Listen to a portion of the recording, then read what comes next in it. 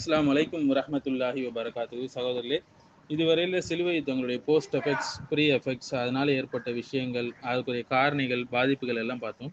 இறுதியாக சம்மரைஸ்டு வெர்ஷனில் ஒரு சுருக்கமாக சில தலைப்புகளை பார்ப்போம். முக்கியமாக முதலாவது, சிலுவை யுத்தம் தோல்வி அடைந்ததற்கான காரணிகள் பார்த்தீங்கன்னா, நிறைய காரணிகளை வரலாற்று ஆசிரியர்கள் சொல்கிறாங்க. தேவாலயத்துடைய பிழையான அரசியல். இரண்டாவது, குறுநில ஆட்சியாளர்கள். அதாவது சிலுவை யுத்தம் தோல்வி அடைந்ததுக்கு குறுநில மன்னர்களே முழு காரணம் என்கிறாங்க சில எழுத்தாளர்கள். அந்த மன்னர்கள் தனது சுயநலனை மட்டுமே கருத்தில் கொண்டு செயல்பட்டாங்க. தங்களது ஆட்சி பிரதேசங்களை நிறுவுவது, அதனை ஆட்சி புரிவது, தமக்கு பின்னால் தமது வாரிசுகளிடம் ஒப்படைப்பது, இது போன்ற விஷயங்கள்லேயே அவங்க முழு கவனத்தையும் செய்தாங்க. தேவாலயத்துடைய பிழையான அரசியல் என்னன்னு பார்த்தீங்கன்னா, சில எழுத்தாளர்கள் சொல்றாங்க, சிலுவை யுத்தத்தில் கிறிஸ்தவர்களின் தோல்விக்கான காரணமாக தேவாலயத்தின் பிழையான அரசியல் நடவடிக்கையே காரணம் என்று சொல்றாங்க. தேவாலயம் தனது நலனை மட்டுமே நோக்கமாக கொண்டு செயல்பட்டதை தவிர வேறெந்த நலனையும் அது அலட்டி கொள்ளவில்லை அப்படின்னு சொல்றாங்க. மூன்றாவது காரணமாக, பொருளாதாரத்தை நோக்கமாக கொண்ட ஐரோப்பிய வியாபாரிகள். அதாவது சிலுவை யுத்தத்தின் தோல்விக்கான காரணம் பற்றி ஆய்வு செய்த எழுத்தாளர்கள் ஒரு பிரிவினர் சொல்றாங்க, ஐரோப்பிய வியாபாரிகளை காரணமாக காட்டுறாங்க. இவங்க முஸ்லிம்களுடன் வியாபார உடன்படிக்கை செய்து கொள்வதற்காக மட்டும் பல தடவை வருகை தந்தாங்க. இந்த போராட்ட குழுக்களுடன் அவர்களும் வருவதற்கு பொருளாதார நோக்கமே முக்கியமாக இருந்தது. முஸ்லிம்களுடனான வியாபார ஒப்பந்தங்களினால் லாபங்களை பெற்றுக்கொண்ட இவங்க காலப்போக்கில் சமாதானம் ஏற்படுவதை விரும்பினாங்க. அடுத்து நான்காவது காரணியாக தாத்தாரியருடைய படையெடுப்பு. சிலுவை யுத்தம் தோல்வி அடைந்த காரணம் தாத்தாரியருடைய படையெடுப்போடு சிலுவை வீரர்கள் அவங்களுடைய செயல்பாட்டை குறைத்து கொண்டாங்க. 13ஆம் நூற்றாண்டின் ஆரம்ப காலகட்டத்தில் இஸ்லாமிய உலகத்துக்கு எதிரான நாசகர படையெடுப்புல இறங்கிய தாத்தாரியருடைய நடவடிக்கையில சிலுவை வீரர்கள் திருப்தி கொண்டாங்க, நம்ம வேலையை வேறத்தவங்க செய்யறாங்க. ஐந்தாவது, முஸ்லிம்களுடைய ஒன்றுபடல். அதாவது பல பக்கங்களாலும் எதிர்ப்புகளையும் தாக்குதல்களையும் எதிர்கொண்ட முஸ்லிம்கள் அவர்களிலிருந்து தம்மை காத்துக் கொள்வதற்காக ஒன்றுபட்டாங்க. முஸ்லிம் உலகம் முழுவதும் சிலுவை படையினரால் எதிர்த்து போராட வேண்டும் என்பதில் கருத்தொற்றுமை ஏற்பட்டு முஸ்லிம் உலகின் எல்லா திசைகளிலிருந்தும் சிலுவை வீரர்களை எதிர்த்து முஸ்லிம்கள் ஒன்றாக கிளர்ந்தெழுந்தாங்க. இப்போ இந்த ஒற்றுமை இருக்கிறது. ஸோ அடுத்தது இந்த நிலையும் சிலுவை யுத்தத்தின் தோல்விக்கான காரணங்களை ஒன்றாக சொல்றாங்க. எகிப்து, சிரியா மட்டும் இல்லாமல் முழு முஸ்லிம் உலகம் தம்மை எதிர்த்து கிளம்புவதை கண்ட சிலுவை வீரர்கள் சற்று திக்குமுக்கு ஆகிட்டாங்க. இந்த யுத்த சந்தர்ப்பத்தில் முஸ்லிம்கள் காட்டிய வீரம் பற்றி கிறிஸ்தவர்கள் சற்றும் எண்ணி பார்க்கல. அவங்க எதிர்பார்க்காத வீரத்தை முஸ்லிம்கள் காட்டியதால அவங்களுக்கு முஸ்லிம்களுடன் நின்று தாக்கு பிடிக்க முடியாமல் போயிட்டது.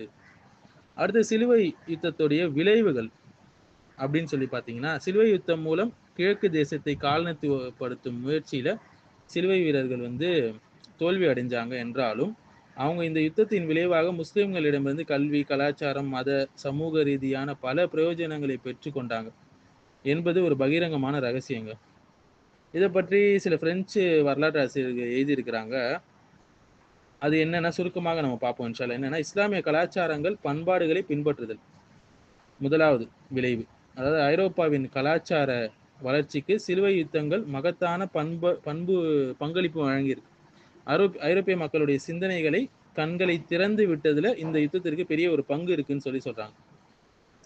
மத்திய கிழக்குல நாகரிகம் வளர்ந்து வந்த அளவு தமது நாகரிகம் வளர வேண்டும் என்பதில் அவங்களுக்கு ஆர்வத்தை ஏற்படுத்தியது இந்த யுத்தத்திற்கு பெரிய பங்கு இருக்கு என்று அவங்க சொல்றாங்க. அடுத்த இரண்டாவது விளைவு முஸ்லிம்கள் பற்றிய நல்லெண்ணம் வளருது.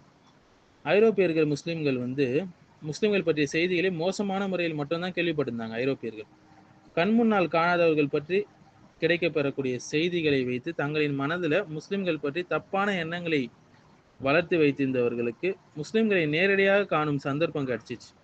சிலுவை வீரர்கள் அவங்களுடைய கண்களால் காணும் முஸ்லிம்கள் ஏற்கனவே கேள்விப்பட்ட முஸ்லிம்களிலிருந்து முற்றிலும் வேறுபட்டதாக இருக்குது என்று அவங்க நினைச்சாங்க. ஸோ முஸ்லிம்களுடன் நிறைந்து காணப்படும் மனிதாபமான பண்புகள், அவங்களிடம் குடிக்கொண்டிருக்கக்கூடிய சிறப்பான இயல்புகள், வீரம், துணிவு, வாக்குறுதிகளை நிறைவேற்றல், இதெல்லாம் தாம் முன்னர் கேட்டிராத, கண்டிராத பல நற்பண்புகளை கொண்டவர்களாக முஸ்லிம்களை அவங்க காண்கிறாங்க. ஸோ மத்திய கிழக்குல முஸ்லிம்கள் கிட்ட காணப்பட்ட இந்த பண்புகள் ஐரோப்பியர்களிடையே மனிதாபிமானம் ரீதியான பண்பாடுகள் வளர உதவியா இருந்தது. மூன்றாவது விளைவு பார்த்தீங்கன்னா, சிலுவை வீரர்கள் நற்பண்புகளுடன் நாடு திரும்பினாங்க. அதாவது சிலுவை யுத்தத்தில் ஈடுபட்டு நாடு திரும்பிய வீரர்கள் பார்த்தீங்கன்னா, தாம் ஏற்கனவே யுத்தத்துக்கு வரும்போது இருந்த பண்புகளிலிருந்து மாற்றம் பெற்றவர்களாக நாடு திரும்பினாங்க. 4வது விளைவு பார்த்தீங்கன்னா, வியாபாரத்திலும் கைத்தொழிலிலும் முஸ்லிம்களை பின்பற்றினாங்க. அதாவது வியாபாரத்துறையில முஸ்லிம்களுக்கும் சிலுவை வீரர்களுக்கும் இடையே நெருங்கிய தொடர்பு ஏற்பட்டுச்சு. இதனால சிலுவை வீரர்கள் முஸ்லிம்களுடைய துறைமுகங்கள்ல அதிகமானவைகள்ல கை வச்சாங்க. இந்த துறைமுகங்கள் வியாபார நடவடிக்கைகளுக்காக திறந்து விடப்பட்டன. இதனால் இந்த துறைமுகங்களை ஐரோப்பியர் தமது தேவைகளுக்காக பயன்படுத்தி வந்தாங்க. என்றாலும் மத்திய கிழக்கு பிரதேசத்துல கைத்தொழில் துறையை வளர்த்து கொள்ள முடியல என்பது இந்த கட்டத்தில் கவனிக்கத்தக்க ஒன்று. என்றாலும் இவங்க இந்த துறையில பெற்ற அனுபவம் போதாமையினால் அண்டை சமுதாயத்திடமிருந்து பெற்றுக்கொண்ட அத்துறையை அவங்களால வளர்த்து கொள்ள முடியல. 5வது நாணயம் அச்சிடுறது. இது ஒரு விளைவு. அதாவது முஸ்லிம்களுடைய உற்பத்திகளை கொள்முதல் செய்ய வேண்டிய நிர்பந்தத்துக்கு உள்ளானதுனால நாணயம் அச்சிட வேண்டிய கட்டாய நிலைக்கு உள்ளானாங்க. இதற்கு முன்னரெல்லாம் அவங்களிடம் நாணய பயன்பாடு அவ்வளவு முக்கியத்துவம் பெற்றிருக்கல. ஒரு ஒழுங்குமுறைப்படுத்தப்பட்ட கொடுக்கல் வாங்கல் முறை அங்க காணப்படலை. பெரும்பாலும் அக்கால பகுதியில் பண்டை மாற்று பொருளாதார முறையை காணப்பட்டுச்சு ஐரோப்பால. இந்த முறை சிரியால நடைமுறைக்கு ஒவ்வாத ஒன்றாக காணப்பட்டது. எனவேதான் மத்திய கிழக்குல வாழ்வாதாரத்துக்காக வேண்டி நாணயம் அச்சிட்டு புழக்கத்திற்கு கொண்டு வந்தாங்க. அடுத்தது சமூகவியல் தாக்கங்கள் என்னென்னு பார்த்தீங்கன்னா, சிலுவை வீரர்கள் வந்த பிரான்சுக்காரர்களது ஆடை பழக்க வழக்கங்களே அண்டை வீட்டார்களான முஸ்லிம்களின் ஆடை பழக்க வழக்கங்கள் பெரிய தாக்கத்தை ஏற்படுச்சு. ஆடை கல்ச்சர் அவங்க தமது ஐரோப்பிய ஆடைகளை கலைந்து எழுந்து விட்டு இந்த பிரதேசங்களில் காணப்பட்ட தேசிய அம்சங்களை தமக்கு உரியதாகி கொண்டாங்க. உணவு பழக்க வழக்கங்களும் குடிபான அமைப்புகளிலும் கிழக்கை தேசத்தவர்களின் அமைப்பை எடுத்துக்கொண்டாங்க. சீனி மசாலா தூள் பயன்பாட்டையும் பழகி கொண்டாங்க. அடுத்த ஒரு முக்கிய எஃபெக்ட் கீழத்திய ஆய்வுக்குழுவின் உருவாக்கம். சிலுவை யுத்தங்கள் கீழத்திய கலைகளை கற்கும் ஒரு குழுவை ஏற்படுத்துச்சு. கிறிஸ்தவ மதகுருக்கள் அரபு மொழி, இஸ்லாமிய சட்டநெறி என்பவற்றை எல்லா கோணங்களிலும் கற்றாங்க. ஒவ்வொரு விஷயங்களிலும் முஸ்லிம்களின் நடவடிக்கைகள் எவ்வாறு அமைந்துள்ளது என்ற ஆய்வுகளையும் மேற்கொண்டாங்க. இதனால கிபி 1276ஆம் ஆண்டு கிறிஸ்தவ பாதிரிகளான கீழத்திய கலாபீடங்கள் நிறுவப்பட்டன. ஆயுத முனையில முஸ்லிம்களுடன் போராடி வெல்ல முடியாது என்பதை நன்கு உணர்ந்த கிறிஸ்தவர்கள் முஸ்லிம்களை சமய, சமூக, கலாச்சார, பொருளாதார ரீதியாக தோற்கடிக்க இந்த திட்டத்தை நடைமுறைப்படுத்தினாங்க. ஓரியன்டலிஸ்ட் என்று சொல்லுவாங்க. கிறிஸ்தவ தூதுக்குழுக்கள் அமைத்தல் அடுத்த ஒரு எஃபெக்ட் விளைவு. அதாவது முஸ்லிம்களிடையே கிறிஸ்தவ மதத்தை போதித்து அவங்களை கிறிஸ்தவர்களாக மாற்றும் முயற்சியில வெற்றி அடைவதற்காக கிறிஸ்தவ மிஷினரி குழுக்களை ஏற்படுத்தினாங்க. சிலுவை யுத்தம் தோல்வி அடைஞ்சாலும் முஸ்லிம்களுடன் தொடர்ந்து போரிட இராணுவ ரீதியான பலம் குன்றியதாலும் சிலுவை வீரர்களை சமாதானத்தின் பக்கம் சாய்த்தன. ஸோ முஸ்லிம்களை கொள்கை ரீதியாக மாற்றுவதற்கான பிரச்சாரகர்கள் உடனடியாக அனுப்பப்படுவதற்கு முன்னர் நன்கு பயிற்றுவிக்கப்பட்டாங்க. இந்த வகையில் அவங்க செய்த முக்கிய செயல் திட்டம் தான் அரபு மொழி, இஸ்லாமிய சட்ட நெறிகள் என்பவற்றை ஆழமாக கற்பித்தாங்க. இன்றைய நவீன காலம் வரைக்கும் இது ஒரு யாப்பு கொள்கையாக கிறிஸ்தவர்களிடம் மாறியுள்ளது. 9வது விளைவாக குறுநில ஒழுங்கமைப்பு முடிவுக்கு வந்துச்சு. நிலப்பிரபுத்துவ முறை சிலுவை யுத்தம் ஏற்படுவதற்கான முக்கிய காரணிகள் ஒன்றாக இருந்தது என்றாலும் இந்த யுத்தங்கள் முடிவுறும் போது குறுநில அதிகார ஒழுங்கமைப்பு முடிவுக்கு வந்தது. குறுநில ஆட்சி முறையை விட நாடு என்ற அமைப்பில் உருவாகும் ஆட்சிதான் உறுதியானது, நிலையானது என்பதை இந்த யுத்தங்கள் போது சிலுவை வீரர்கள் அறிந்து கொண்டாங்க. குறிப்பாக ஒரே இனத்தை சேராத ஒத்துழைப்பற்ற இராணுவமும் அதனை வழிநடத்தும் தலைமைகளிடையே நிலவும் ஒற்றுமையின்மையும் முஸ்லிம்களின் கூட்டமைப்புக்கு முன்னாடி படு தோல்வி அடைந்ததை தெளிவாக கண்டாங்க. அடுத்து 10வது விளைவு என்னன்னு பார்த்தீங்கன்னா, ஐரோப்பால நிலவிய அடிமை சமூக அமைப்புல மாற்றம் ஏற்படுது. ஐரோப்பிய நிலமானிய அமைப்புடன் தொடர்புடைய அம்சங்களான அடிமைத்துவ வாழ்க்கையை விட்டும் சமூகத்தில் இருந்த ஒரு வர்த்தகத்தினர் விடுதலை அடைஞ்சாங்க. நிலமானிய முறையில் அதிகாரம் செலுத்தி வந்த பிரபுக்கள் தமது நிலங்களை விவசாயத்தில் பயன்படுத்துவதற்காக பொருளாதார வசதியற்ற விவசாய உழைப்பாளிகளை அடிமைகளாக வச்சிருந்தாங்க. உழைப்புக்கு ஏற்ற ஊதியமும் கிடைக்கப்பெறாத இந்த அடிமைகள் தொடர்ந்தும் ஏழைகளாக இருந்தாங்க. இவ்வாறு தாழ்ந்த சமூக நிலையில் இருந்தவர்கள் சிலுவை படையில இணைவதன் மூலம் விடுதலை பெற்றுக் கொண்டாங்க. இந்த நிலை அடிமை தலையில் இருந்தவர்கள் விடுதலை பெறலாம் என்ற ஒன்று இருக்கிறது என்ற மனோநிலையை பரவலாக ஏற்பட்டுச்சு. இன்னொரு புறத்துல பாத்தீங்கன்னா, சிலுவை படையில அங்கம் வகித்த சிப்பாய்கள் முஸ்லிம்களுடைய படையில அடிமைகள் என்ற ஒரு குழுவே இல்லாமல் இருந்ததை கண்டாங்க. ரொம்ப வியப்புக்கு ஆழ்த்துச்சு இந்த விஷயம். கிழக்குல அடிமை தலையற்ற ஒரு சிந்தனை பாங்கையும் சமூக நிலையையும் அவங்க கண்டாங்க. ஆனால் ஐரோப்பிய சமூகத்துல விவசாய உழைப்பாளிகள் கொத்தடிமைகளாக இருந்தாங்க. இந்த நிலையில நில சுவான்தாரர்களான பிரபுக்கள் பார்த்தீங்கன்னா தங்களுடைய சில நில தொகுதிகளை விற்பதன் மூலம் உழைப்பாளிகள் சிலரை சிலுவை படையிலே இணைத்தாங்க. சில சந்தர்ப்பத்தை பிரபுக்களுடைய அதிகாரத்தின் கீழ் இருந்த நிலங்கள்ல வசித்த குடியிருப்புகள் அப்படியே விற்கப்பட்டன. இவ்வாறு சுதந்திர நிலை தோன்றுவதற்காக பல நகரங்கள் கூட விற்கப்பட்டன. இதனால் பல சுதந்திர நகரங்கள் உருவாச்சு. இந்த நகரங்களுக்கும் பிரான்ஸ் மன்னனுக்கும் இடையில் தொடர்புகள் ஏற்பட்டுச்சு. இதனால அடிமைத்தலை என்ற நிலையிலிருந்து ஐரோப்பிய விவசாயிகள் விடுதலை ஆனாங்க. 11வது முக்கியமான எஃபெக்ட் விளைவு என்னன்னு பார்த்தீங்கன்னா, உளவு பிரிவு உருவாக்கப்படல்.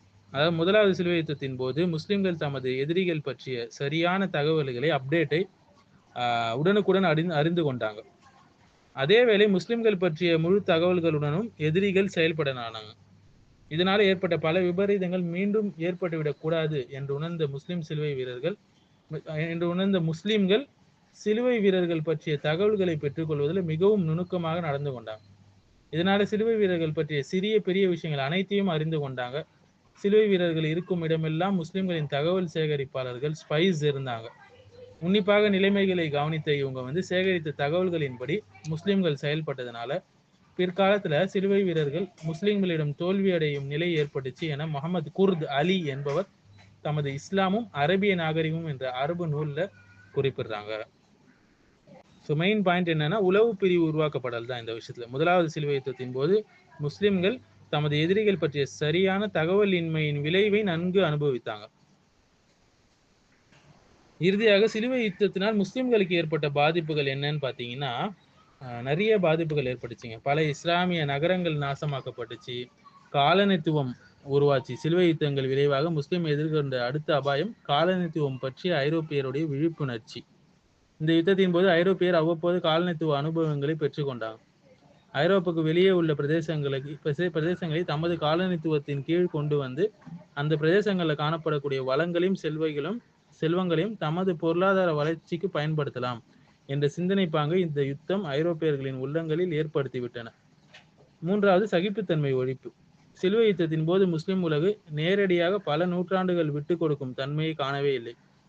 இந்த காலப்பகுதியில் உலகம் முழுவதும் முரட்டுத்தன்மையை முதலிடம் வகித்துச்சு. இதனால சகிப்புத்தன்மை என்றால் என்னவென்றே தெரியாத ஒரு நிலை உருவாச்சு.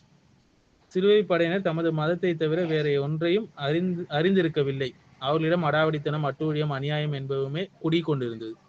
சிலுவை யுத்தங்களுக்கு முன்னாலும் உலகத்தில் அநியாயங்கள் நடைபெற்றிருந்தாலும் இந்த கால பகுதியில் நடைபெற்ற அநியாயங்களைப் போல் வேற எந்த காலத்திலும் நடைபெறல என்று சொல்லலாம். இன்றைய நவீன காலத்தில் நாம் காணும் மேற்கு கிழக்கு மோதல் கொள்ளக்கூடிய நிலை அன்றைய சிலுவை யுத்தத்தின் தொடர் தான், தவிர வேற ஒன்றும் இல்லை. விட்டுக்கொடுப்பு, சகிப்புத்தன்மை என்பன இல்லாத ஒரு தலைமுறையை கிறிஸ்தவர்கள் மேற்கொண்ட சிலுவை யுத்தங்கள் உலகுக்கு பெற்றுக் கொடுத்தது.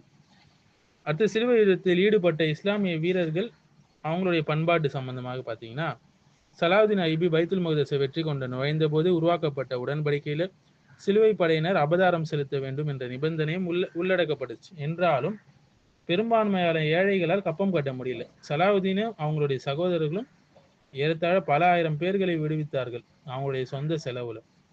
ஏனையோரை எந்த அபதாரமும் இன்றி விடுவித்தாங்க.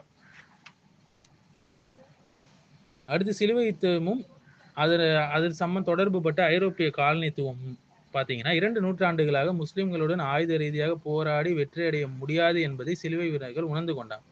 முஸ்லிம்களை தோற்கடிக்கும் தமது நடவடிக்கைக்கான தந்திரத்தை யுத்த பாணிகளை மாற்றி அமைச்சாங்க. ஏற்கனவே முஸ்லிம் உலகுடன் தொடர்புகளை ஏற்படுத்திக் கொள்வதற்காக அவசியத்தை அறிந்திருந்த அவங்க கடல் வழி போக்குவரத்தில் நன்கு அனுபவம் பெற்றாங்க. கலீலியோ எனும் இத்தாலி நாட்டு அறிஞன் தொலைநோக்கி எனும் கருவியை கண்டுபிடித்தது. நிக்கோலஸ் காப்பர்னிக்கஸ் சூரியனை சுற்றி பூமி வலம் வருது என்று சொல்லக்கூடிய ஹீலியோசென்ட்ரிக் தியரி வாதத்தை முன்வைத்தது. அச்சக இயந்திரத்தை ஜெர்மனியை சேர்ந்த ஜான் கூத்தன்பர்க் என்பவர் கண்டுபிடித்தது. முஸ்லிம்களுக்கு எதிரான தாக்குதல்களை புதிய முறையில முன்னெடுத்து செல்ல கிறிஸ்தவர்களுக்கு உதவுச்சின்னு சொல்லலாம். இதன் போது அவங்க கொண்ட காலனித்துவ நடவடிக்கைகளை 2 கட்டங்களாக பார்க்கலாம். ஒன்று பண்டைய ஐரோப்பிய காலனித்துவம், இன்னும் நவீன ஐரோப்பிய காலனித்துவம், கிளாசிக்கல் அண்ட் மாடர்ன். ஸோ முதலாவது கட்டம் பார்த்தீங்கன்னா, பண்டைய ஐரோப்பிய காலனித்துவம் பார்த்தீங்கன்னா கிபி 15ஆம் நூற்றாண்டு அளவில் புவியியல் ஆய்வு இயக்கம் தனது பணியில பெரும் பகுதியை முடித்துச்சு. இதன் முக்கிய விளைவாக கைத்தொழில் புயற்சி, ஐரோப்பிய எழுச்சி என்பவற்றுக்கான நடவடிக்கைகள் நடைபெற்றுச்சு. இந்த இயக்கங்கள் மூலம் ஐரோப்பியர்களோட என்ன செஞ்சாங்கன்னா, முஸ்லிம் நாடுகளுடன் தொடர்பு படாமல் இந்தியாவுடனான வர்த்தகத்தில் ஈடுபடுவதற்கான வர்த்தக வழிகளை தேடுவதை நோக்கமாக கொண்டிருந்தாங்க. நவீன ஐரோப்பிய காலனித்துவம் பார்த்தீங்கன்னா, நவீன ஐரோப்பிய காலனித்துவம் ஆதிக்கத்துக்கு உட்படும் நாடுகளின் வளங்களை சுரண்டுவதையும், அங்குள்ள சுதேசிகளை அடிமைப்படுத்தி அந்த பிரதேசத்தை தமது கட்டுப்பாட்டு கீழ் கொண்டு வருவதையுமே நோக்கமாக கொண்டிருந்தாங்க. ஐரோப்பாவால முன்னெடுத்து செல்லப்பட்ட இந்த காலனித்துவ இயக்கத்திற்கு கைத்தொழில் புரட்சி இயக்கம் என்று பெயர் சூட்டப்பட்டது. இந்த புரட்சி கிபி 18ஆம் நூற்றாண்டின் இறுதி பகுதியில் ஆரம்பமாச்சு. இது தொடர்ந்து சென்று 19ஆம் நூற்றாண்டில் அமெரிக்கா போன்ற நாடுகளிலும் பரவுச்சு. இதனால கைத்தொழில் உற்பத்திகள் பன்மடங்கு அதிகரித்தன. இத்துறையில சிறுவர்கள், பெண்கள் என்ற பிரிவினரும் ஈடுபடுத்தப்பட்டாங்க. இது ஒழுக்க வீழ்ச்சிக்கு இட்டு சென்றுச்சு. இதனால ஒழுக்கவியல் ரீதியான பல பிரச்சனைகள் தோன்றுச்சு. பின்னர் பொருளாதாரத்துக்கு உரித்தான குழு உருவானது. அந்த தரத்தில் இருந்த மக்களுக்கு முதலாளித்துவவாதிகள் என்று பெயர் சூட்டப்பட்டது. இதன் மூலம் ஐரோப்பிய அரசர்கள் காலனித்துவ இயக்கத்திற்கு புதிய புதிய சந்தைகளை பெற்றுக் கொள்வதற்காகவும் தமது உற்பத்தி பொருட்களை சந்தைப்படுத்திக் கொள்வதற்காகவும் பெரும் முதலீடுகளை செஞ்சாங்க. எதிர்பார்த்த நலன்கள் கிடைக்கப்பட்டதுனால ஐரோப்பிய நாடுகள் புதிய புதிய காலனித்துவ நாடுகளை பெற்றுக் கொள்வதில் போட்டி போட்டு கொண்டாங்க. இந்த கட்டத்துல அவைகளின் இலக்காக முஸ்லிம் உலகமே இருந்தது. இதனால்தான் புதிய காலனித்துவ இயக்கம் முன்னைய சிலுவை யுத்தங்களின் தொடராக வந்த புதியதொரு கட்டம் என்று சொல்வாங்க. இதற்கு ஆதாரமாக ஆங்கிலேய தளபதி லார்ட் லென்பி என்பவர் தனது படைகளுடன் கிபி 1918ஆம் ஆண்டு குதுஸ் பிரதேசத்தை அடைந்த போது சொன்ன பின்வரும் வாசகத்தை சொல்லலாம். தற்போதுதான் சிலுவை யுத்தம் முடிவடைந்துள்ளது அப்படின்னு சொல்லி சொன்னார் அவர். நவீன காலனித்துவம் பல புதிய வடிவமைப்புகளை கொண்டிருந்தது. அதாவது இராணுவ ஆக்கிரமிப்பு, கம்பெனிகளுடனான பொருளாதார காலனித்துவம், தேசிய கம்பெனிகளை காலனித்துவ அரசின் கம்பெனிகளோடு இணைத்தல், கடன்கள், உதவி வழங்குறது, பாதைகள் அமைத்தல், காலனித்துவ நாடுகளுக்கும் காலனித்துவத்துக்குள்ளான நாடுகளுக்கும் இடையில் உடன்பாடுகளை ஏற்படுத்துறது, பாதுகாப்பு நடவடிக்கைகள், ராஜ பிரதிநிதி நியமனம் போன்ற உருவங்கள்ல வேறுபட்டு காணப்படுச்சு. இவைகளுக்கெல்லாம் மேலான நவீன காலனித்துவத்தின் முக்கியத்துவம் இன்னமும் நீடிக்குது. அதுதான் சிந்தனை ரீதியான காலனித்துவம். இது இன்று வரைக்கும் முஸ்லிம் உலகில் நிலை பெற்றிருப்பதோடு அங்கு வாழ்பவர்கள் அதனால் பெரும் கஷ்டத்திற்கும் உள்ளாகி வராங்க. இஸ்லாமிய உலகை ஆக்கிரமித்து கொண்ட ஐரோப்பிய நாடுகள் பார்த்தீங்கன்னா, பிரித்தானியா, பிரான்ஸ், இத்தாலி, ரஷ்யா, ஸ்பெயின்,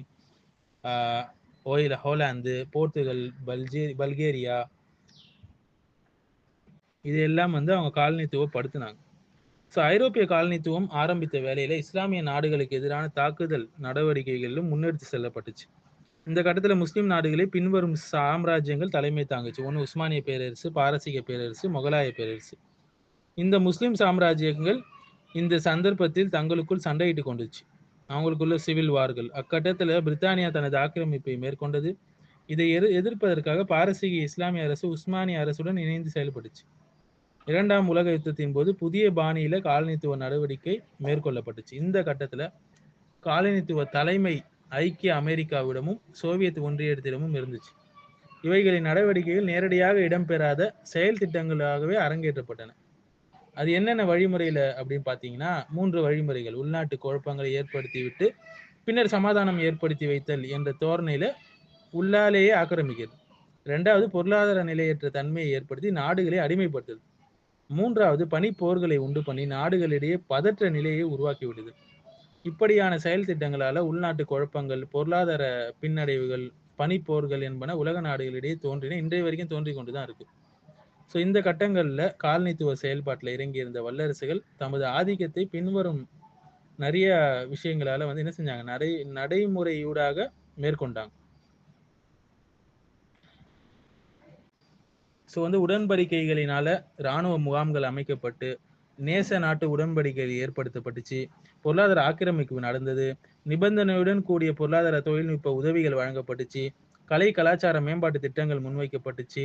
அவைகளுக்கான உதவிகளும் வழங்கப்பட்டன. இவைகளுக்கெல்லாம் மேலாக பாலஸ்தீனத்துல ஜியோனிச யூத நாடொன்று ஏற்படுத்தப்பட்டுச்சு. அதற்கு துணை புரிவதற்காக ரஷ்யாவிலிருந்து ஆள் உதவியும் அமெரிக்காவிலிருந்து பண ஆயுத உதவியும் தாராளமாக கிடைத்தன. இஸ்லாமிய உலகை தொடர்ந்து அச்சுறுத்தும் நோக்கில இவை மேற்கொள்ளப்பட்டன. இன்றைய வரைக்கும் அதனுடைய எஃபெக்ட்ஸை நம்ம பார்த்துட்டு தான் இருக்கிறோம். இறுதியாக நம்ம முடிவுக்கு வரோம். சிலுவை யுத்தங்களுடைய கான்செப்ட்ஸ், அதனுடைய எஃபெக்ட் சம்பந்தமாக. சிலுவை யுத்தம் இப்போ உருமாறிக்கிட்டு கொண்டு இருக்குது. எப்படின்னா, இஸ்லாத்திற்கும் சிலுவைக்கும் இடையிலான பகை உணர்வு உலகுக்கு இஸ்லாம் அறிமுகமான காலந்தொடக்கத்துல இருந்தே இருந்து வருது. அதன் வளர்ச்சி கட்டமாக ஐரோப்பியா இஸ்லாமிய கிழக்குலகிற்கு எதிராக இராணுவ படையெடுப்பை மேற்கொண்டு இஸ்லாமிய உலகை ஆக்கிரமித்து அதன் அரசியல், சமய, இராணுவ பலத்தை கட்டுப்படுத்தி அந்த பிரதேசங்களில் காணப்படும் செல்வங்களையும் சுரண்டுச்சு. இதன் அடுத்த கட்டமாக சிலுவை வீரர்கள் வந்து புதிய உருவத்தில் தோற்றம் பெற்றாங்க. கியத்தியவாதம், ஓரியன்டலிசம் என்று சொல்லுவாங்க. இவங்க தான் இஸ்லாத்துடைய முக்கியமான எதிரிகள். இன்றைய வரைக்கும் கிறிஸ்தவ மயமாக்கல் என்ற போர்வைகளில் நமது நடவடிக்கைகளை இறங்கினாங்க. அவங்களுடைய நடவடிக்கைகளில் முஸ்லிம் கிழக்கு பிராந்தியத்துக்குள்ள ஊடுருவிய இவங்க வந்து காலனித்துவக்குரிய வழிவகைகளை ஏற்படுத்தினாங்க. அதிகமான இஸ்லாமிய நாடுகளை ஆக்கிரமித்ததோடு பல வருடங்களாக அவைகளுடைய பலன்களை அடக்குனாங்க. இஸ்லாமிய கிலாஃபத்தை வீழ்ச்சி அடைய செஞ்சு முஸ்லிம்களின் ஒற்றுமையை சீர்குலைத்தாங்க. பிரித்தாளும் கொள்கையை நடைமுறைப்படுத்தி முஸ்லிம்களிடையே பிரிவினைகளையும் கருத்து முரண்பாடுகளையும் வளர்த்தாங்க. இந்த பிரதேச முஸ்லிம்களிடமும் காணப்பட்ட காலனித்துவ விலங்கிலிருந்து விடுபட வேண்டும் என்ற உறுதியினால் அவர்கள் அந்த நாடுகளை விட்டும் வெளியேறினாலும் இஸ்லாமியர்களிடையே பிரிவினையும் குழப்பங்களையுமே விட்டு சென்றாங்க. ஸோ ஒரு சமூகத்தில் பிரிவினை ஏற்படும் போது எதிரிகளை எதிர்ப்பதில் பலவீனம் உண்டாகும், இயலாமை உண்டாகும். இதெல்லாம் தவிர்க்க முடியாது. ஸோ பிரித்தாளும் கொள்கையை வந்து இஸ்லாமிய உலகில் நடைமுறைப்படுத்துவதன் அவசியம் பற்றி நிறைய கருத்துக்கள் முன்வைக்கப்பட்டுச்சு. அவைகள் பேசப்பட்டால் ரொம்ப நீண்ட ஒரு இதுவாக ஆகும். இன்றைய வரைக்கும் பார்த்தீங்கன்னா முஸ்லிம்களை அவங்களை மார்க்கத்தை விட்டு தூரமாக்குவது, அல்லாஹ்வுடன் இருக்கும் தொடர்பை அறுப்பது, இஸ்லாத்தின் ஒழுங்கு விதியிலிருந்து அவர்களை வெளியேற்றி இஸ்லாத்தின் மீது சலிப்புத்தன்மையை ஏற்படுத்தி அத்வைதம் அனைத்தும் ஹலால் என்ற சிந்தனை என்பவற்றின் பக்கம் அவங்களை இட்டு செல்வது, இந்த இலக்கை அடைய அவங்க பல வழிமுறைகளை பயன்படுத்தினாங்க. ஒன்று வந்து அல்குரானை எதிர்த்து போராடி அதன் சட்டத்திட்டங்களை பெருமதியற்றதாக ஆக்கிறது. அடுத்து நபி அவர்கள் மீது குற்றஞ்சாற்றி அவங்களுடைய வரலாற்றில் களங்கத்தை ஏற்படுத்துவது. நம்ம பார்க்கலாம், அவங்களுடைய பல திருமணம் இதங்களை விமர்சிப்பது, இதெல்லாம் அதனுடைய ஒரு இதுதான். மூன்றாவது வந்து இஸ்லாம் பற்றிய மேற்கத்திய சமூகங்களிடையே தப்பான எண்ணங்களை உருவாக்குறது. அல்குரான் பாதுகாக்கப்படல, இது மாதிரி விஷயங்களை இந்த ஓரியன்டலிஸ்ட்கள் இன்னைய வரைக்கும் எடுத்துக்கொண்டு தான் வராங்க. மத சார்பின்மை சிந்தனையை முஸ்லிம்களிடையே பரப்பி விடுதல், இந்த செக்யூலரிசம் இந்த கான்செப்ட் எல்லாம் கொண்டு வர்றது. ஐந்தாவது விஷயம் வந்து இஸ்லாமிய நாடுகளுக்கு எதிரான கலாச்சார சிந்தனா ரீதியான யுத்தங்களை மேற்கொள்வது. ஆறாவது வந்து முஸ்லிம்கள் மாதர்களது சிந்தனையில குழப்பத்தை ஏற்படுத்துது. பெண் விடுதலை, பெண்ணியம், ஃபெமினிசம் இதெல்லாம் வந்து போட்டு இஸ்லாத்தை விட்டு தூரமாக்குவது. ஏழாவது கிறிஸ்துவ மயமாக்குதல், அதாவது இது மிகவும் பயங்கரமான ஒரு அம்சம். இந்த கொள்கை முழுமையாக முஸ்லிம்களை அவங்களது சமயத்தை விட்டும் தூரமாக்குவதையும் கிறிஸ்தவத்தின் பக்கம் அழைப்பு விடுத்து இஸ்லாத்தின் முன்னேற்றத்தை தடுப்பதற்கான தடைகளை ஏற்படுத்துவதையுமே நோக்கமாக கொண்டது. அதோடு முஸ்லிம் உலகை கிறிஸ்தவ நோக்கமாக கொண்டுள்ளது. அதாவது கிறிஸ்தவத்தின் பக்கம் அழைப்பு விடுத்து இஸ்லாத்தின் முன்னேற்றத்தை தடுப்பதற்கான தடைகள் தான் அதெல்லாம். ஸோ பார்த்தீங்கன்னா தங்களது கிறிஸ்தவ மயமாக்கல் நடவடிக்கைகளை ஒளிபரப்பு மீடியா வாயிலாகவும் பத்திரிகைகள், சஞ்சிகைகள், செய்திகள் என்பவற்றின் மூலமாகவும் மேற்கொண்டு வராங்க நிறைய விஷயங்கள். இவர்களுக்கு பின்னால் பல நிறுவனங்கள் பெரும் பொருளுதவி செய்யறதுக்கு ரெடியாக இருக்கு. இதன் தலைமையகமாக உலக தேவாலய மன்றம் செயல்பட்டு வருது. ஸோ இறுதியாக ஆயுத ரீதியாக தோல்வியடைந்த கிறிஸ்தவ உலகு முஸ்லிம்களுக்கு எதிரான தனது போராட்ட நடவடிக்கைகளை காலத்திற்கேற்ப மாற்றிக்கொண்டே வருது. உருவ அமைப்பை மாற்றி மாற்றி இஸ்லாத்துக்கும் முஸ்லிம்களுக்கும் விரோதமாக செயல்பட்டு வரும் இந்த கிறிஸ்தவ நாடுகள் பணத்தை செலவழித்து இந்த நடவடிக்கைகளில் இறங்குவதற்கு பின்வாங்குவதில்லை. இதற்காக ஆண்டுதோறும் பல மில்லியன்களை வந்து செலவு செய்கிறாங்க. ஸோ சிறுவை வீரர்களுடைய யுத்திகள் இவ்வாறெல்லாம் நடைபெற்று கொண்டிருக்கும் போது நாம் என்ன செய்து கொண்டிருக்கிறோம்? நல்லா பொலவு சோறும் தால்ச்சாவும் பிரியாணி சாப்பிட்டுட்டு மந்த நிலையில் இருக்கிறோம். மார்க்க கல்வியை விட்டு தூரமாக இருக்கிறோம். அவர்களை எதிர்கொள்ள எந்த வகையான தயாரிப்பும் கிடையாது, திட்டமும் கிடையாது. மந்த நிலையில இருக்கிறாங்க முஸ்லிம்கள். இந்த நிலை மாற வேண்டும் இல்லையா? மார்க்க கல்வியை கொண்டு நாம் அலங்கரிக்க வேண்டும், அமல்களை கொண்டு அலங்கரிக்க வேண்டும். வரலாறை படித்து அதிலிருந்து படிப்பினைகள் பெற்று அதன் தவறுகளை விட்டு நாம் தூரமாக வேண்டும். வெற்றிக்கு தேவையான எல்லா தயாரிப்புகளையும் செய்ய வேண்டும். இந்த மாதிரி நிறைய விஷயங்கள் இருக்கு. அல்லாஹ் முஸ்தான், அல்லாஹ்வுடைய உதவி தேவைப்படுது எல்லா கட்டத்திலையும்.